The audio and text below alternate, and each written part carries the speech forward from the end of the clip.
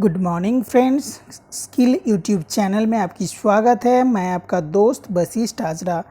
दोस्तों, आज हम लोग हाइड्रोलिक्स और अगर न्यूमेटिक सिस्टम्स के बारे में पढ़ेंगे। ये इसका इंट्रोडक्शन की वीडियो है।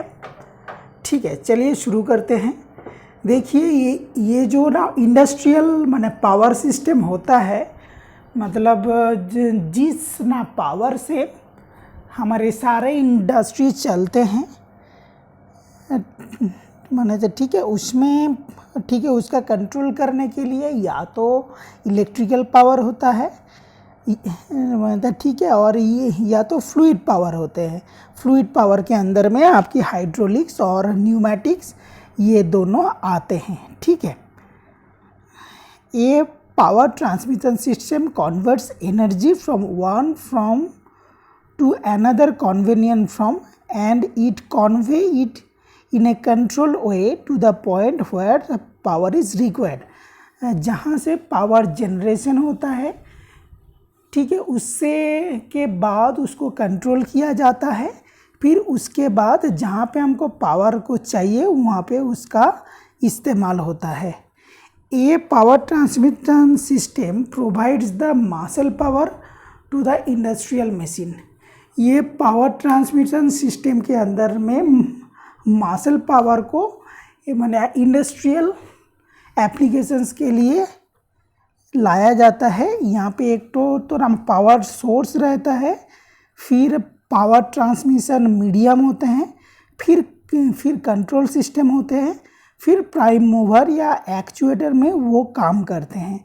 ठीक है, पावर सोर्स में रूप में अगर मेरा इलेक्ट्रिकल सिस्टम है तो वहाँ पे हम लोग मोटर इस्तेमाल करते हैं, और हमारा अगर फ्लूइड सिस्टम है तो वहाँ पे हम लोग तेल, प्रेशराइज्ड तेल या प्रेशराइज्ड हवा को इस्तेमाल करते हैं। ठीक है, अगर हम इलेक्ट्रिकल पावर सोर्स की बात करें तो यहाँ पे ना पावर सोर्स के रूप में जनरेटर इस्तेमाल होता है। फिर हम लोग तार के माध्यम से इलेक्ट्रॉन को फ्लो करते हैं, फिर हम लोग उसको स्विच के माध्यम से कंट्रोल करते हैं, फिर लोड या मोटर चलते हैं। ठीक है, और हाइड्रोलिक और न्यूमेटिक सिस्टम के अंदर में हमारा वाल्व इस्तेमाल होता है, डिफरेंट टाइप्स ऑफ वाल्व, जिसके बारे में हम लोग बाद में पढ़ेंगे। 2x3 valve, 3x2 valve. ठीक है, और इसके बारे में डिटेल पढ़ेंगे।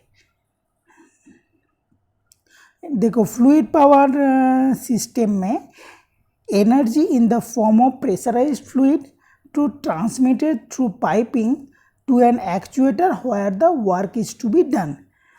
ठीक है, ये फ्लूइड पावर सिस्टम में जो एनर्जी है वो प्रेशराइज्ड फ्लूइड के रूप में होते हैं।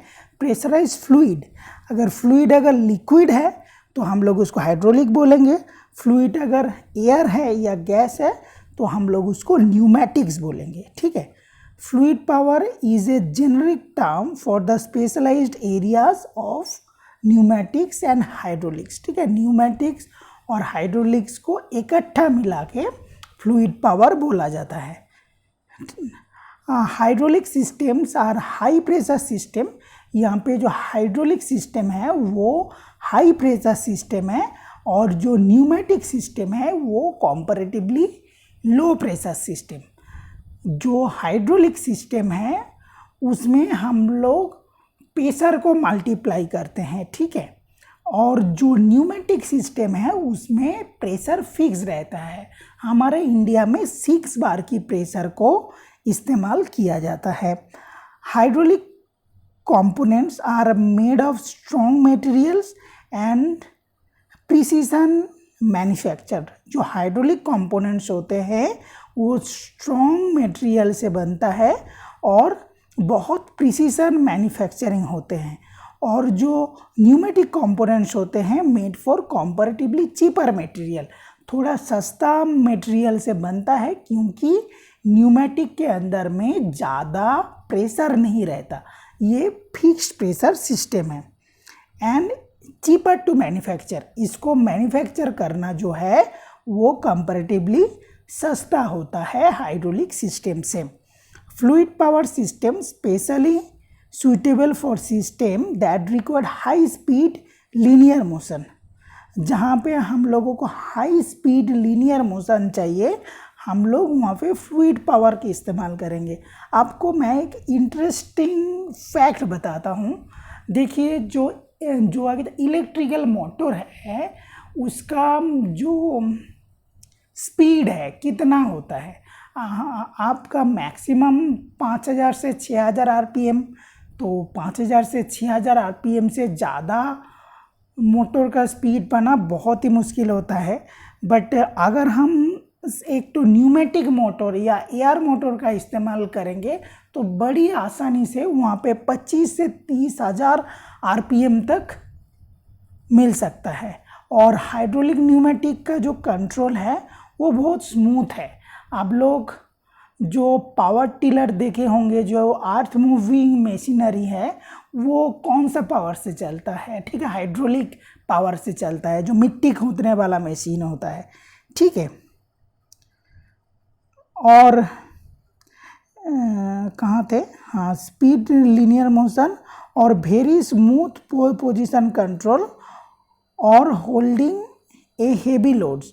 ठीक है, वेरी स्मूथ इससे पोजीशन कंट्रोल किया जाता है और हेवी लोड उठाने के लिए भी ये हाइड्रोलिक न्यूमेटिक सिस्टम यानी फ्लूइड पावर सिस्टम बड़ी कारगर है। अगर हम लोग, ठीक है, न्यूमेटिक सिस्टम की बात करें तो in pneumatic power transmission energy in the form of compressed air, जो यहाँ पे एनर्जी मिलता है वो कॉम्प्रेस्ड एयर के थ्रू मिलता है and transmitted through a piping के द्वारा ट्रांसमिट किया जाता है टू एन एक्चुएटर। हम लोग जनरली सिलेंडर्स को एक्चुएटर बोलते हैं, where work is to be done, जहाँ पे कार्यों को किया जाता है। Pneumatic is the engineering science pertaining to gaseous pressure and flow.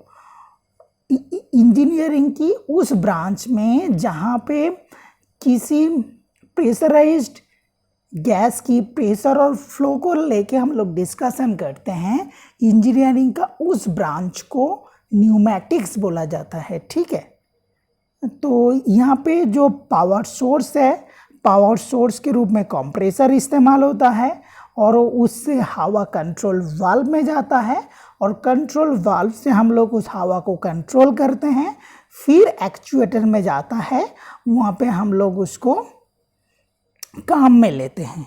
चलिए आगे बढ़ते हैं। देखिए, अभी हम लोग हाइड्रोलिक सिस्टम के बारे में जानेंगे। In hydraulic power transmission energy is in the form of pressurised liquid. Hydraulic का केस में जो पावर देगा वो कौन देगा? प्रेशराइज लिक्विड देगा, मतलब तेल देगा। Is transmitted through a piping, एक पाइप के द्वारा ट्रांसमिट होगा टू एन एक्चुएटर, मतलब सिलेंडर की तरफ जाएगा, where work is to be done, जहाँ पे कार्यों को करेगा। Hydraulic is the engineering science pertaining to liquid pressure and flow. Engineering का उस ब्रांच जहाँ पे हम लोग किसी लिक्विड का प्रेशर एंड फ्लो को लेके बात करते हैं, उसको हाइड्रोलिक्स बोलते हैं। और यहाँ पे प्रेशर सोर्स के रूप में पंप इस्तेमाल होता है और तेल जाके कंट्रोल वाल्व के ज़रिए हम लोग उस तेल को कंट्रोल करते हैं, फिर वो सिलेंडर में जाके अपना कार्य करते हैं। जो ना कंट्रोल सिस्टम है, इसके बारे में बहुत जानना जरूरी है, मेन काम तो इसका ही है। एक control system perform the several control function, बहुत सारा कंट्रोल फंक्शन करता है टू गवर्न और रेगुलेट वर्क प्रोसेस को रेगुलेट करने के लिए थ्रू ओपन लूप और क्लोज लूप सिस्टम। ठीक है, यहाँ पे जो सिस्टम है ये ओपन लूप भी हो सकता है और क्लोज लूप भी हो सकता है। हमारा जो न्यूमेटिक्स है वो ओपन लूप सिस्टम है, क्योंकि हमारा जो कंप्रेसर के अंदर में जो हवा रहता है वो सीधे एयर में चले जाते हैं। ठीक है, इसलिए उसको ओपन लूप सिस्टम बोलते हैं। और तेल को हम लोग बाहर नहीं फेंक सकते, वो तेल इस्तेमाल होने के बाद फिर से टैंक में वापस आता है, इसीलिए उसको क्लोज्ड लूप सिस्टम बोला जाता है। The open loop control is used in manual control system where an operator is always present to make decision. ये ओपन लूप सिस्टम में क्या होता है, ये कहते हैं मैनुअल कंट्रोल होता है और जहाँ पे ऑपरेटर को हमेशा प्रेजेंट होना पड़ता है डिसीजन को लेने के लिए। In a close loop system is use automatic control a process control itself by feedback of its conditions. आप लोग जो ओपन लूप सिस्टम को मैनुअल सिस्टम भी बोल सकते हो और क्लोज लूप सिस्टम में आपको यहाँ पे एक फीडबैक मैकेनिज्म रहेगा जो हम लोग पीएलसी के द्वारा करते हैं, यार माना था मॉडर्न टेक्नोलॉजी में हम लोग उसको कंप्यूटर के जरिए करते हैं। चलिए, इसका जो कंट्रोल सिस्टम का हिसाब से भी इसका नाम है। हम लोग अगर न्यूमेटिक सिस्टम की बात करें, जो मैनुअली कंट्रोल होता है उसको हम लोग प्योर न्यूमेटिक बोलते हैं, और जो इलेक्ट्रिकल वाल्व्स के द्वारा कंट्रोल होता है उसको हम लोग इलेक्ट्रो न्यूमेटिक बोलते हैं, और जहाँ पे हम लोग पीएलसी के ज़रिए करते हैं उसको हम लोग प्रोपोर्शनल न्यूमेटिक बोलते हैं। मैकेनिज्म एंड ऑटोमेशन की अगर बात करें तो in a mechanization mechanical work is taken over by a machine. In automation, machine is controlled automatically without human intervention. जो ऑटोमेशन होता है उसमें मशीन को कंट्रोल किया जाता है, जहाँ पे कोई आदमी की ज़रूरत नहीं है, वो अपने आप ही काम करेगा। ठीक है। In semi automation a machine is automatically carries out several requiring partial step in a processing of a work piece through its processor. ठीक है। एक सेमी ऑटोमेटिक सिस्टम में हम लोग कुछ काम जो है वो ऑटोमेटिक करते हैं और कुछ काम जो हम लोग मैनुअली करते हैं। आपको ठीक हाइड्रोलिक न्यूमेटिक्स में ये सारे चीज़ बहुत बारीकी से समझना पड़ेगा, तब आप वाल्व के फंक्शन को समझ पाएंगे, जो हम लोग आगे चल के सीखेंगे।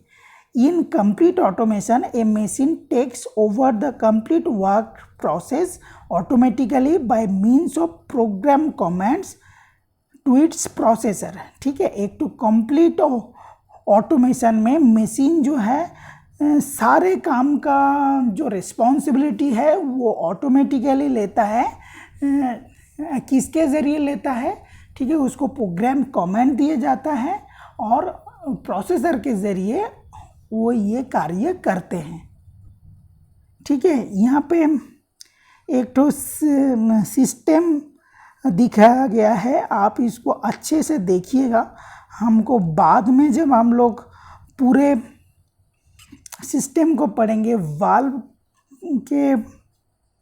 के सारा पढ़ेंगे, तो आपको मैं ये सारा चीज़ बहुत अच्छे डिटेल से समझा दूंगा। चलिए देख लेते हैं। यहाँ पे एक तो चार्ट है, टेबल दिया गया है, जिससे हम लोग तीनों सिस्टम का कंपैरिजन कर पाएंगे। ठीक है। इलेक्ट्रिकल सिस्टम, हाइड्रोलिक सिस्टम और न्यूमेटिक सिस्टम की।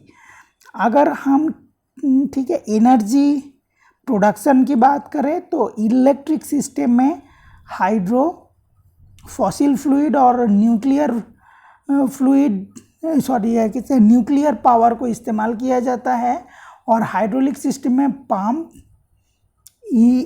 का यूज़ किया जाता है, और न्यूमेटिक सिस्टम में कंप्रेसर की इस्तेमाल किया जाता है। ठीक है। अवेलेबिलिटी ऑफ मीडियम की अगर बात करें तो जो इलेक्ट्रिसिटी है वो हमेशा हर जगह पे मिलता है, बट जो हाइड्रोलिक सिस्टम है उसमें तेल को जो डिस्पोज ऑफ करना वो बहुत कॉस्टली पड़ता है। और अगर न्यूमेटिक सिस्टम की बात करें तो एयर है वो तो फ्री है। ठीक है। हमको उसको जस्ट भर लेना है कंप्रेसर के अंदर में और वो काम करना शुरू कर देगा।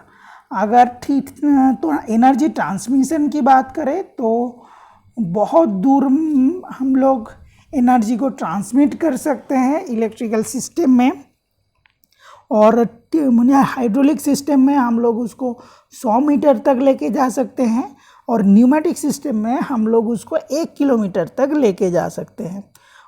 कॉस्ट जो है, कॉस्ट ऑफ एनर्जी की अगर बात करें तो इलेक्ट्रिकल सिस्टम में सबसे कम खर्चा होता है, और हाँ हाइड्रोलिक सिस्टम में इलेक्ट्रिकल सिस्टम से ज़्यादा खर्चा होता है, और न्यूमेटिक सिस्टम में खर्चा बहुत ज़्यादा पड़ता है, क्योंकि इसका जो वाल्व है वो बहुत सूक्ष्म होता है और उसको मैन्युफैक्चरिंग करने में बहुत कॉस्ट आता है। ठीक है, हम बाकी जो है ये आप देख लीजिएगा, और बाकी चैप्टर में ये चीज़ आप लोग धीरे धीरे समझ पाएंगे।